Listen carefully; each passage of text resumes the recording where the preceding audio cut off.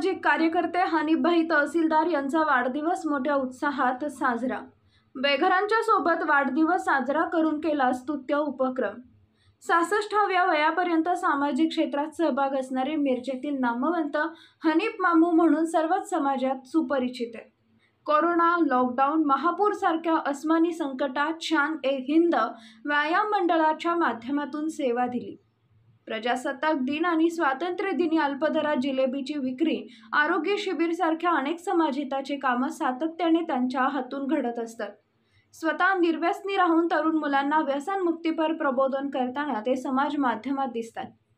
आज त्यांच्या वाढदिवसाच्या निमित्तानं केक आणि फटाक्यांचा होणारा अवाढव्य खर्चाला फाटा देत आपल्या दोन्हीही मुलांना सोबत घेऊन सांगली मिरजेतील असता बेघर, माहेर आश्रम, सावली बेघर निवारा केंद्र अशा आश्रमांना भेटी देऊन बेघरांच्या सोबत साजरा करून आपल्या दोन्ही मुलांना एक चांगला मार्ग दाखवण्याचा प्रयत्न केला।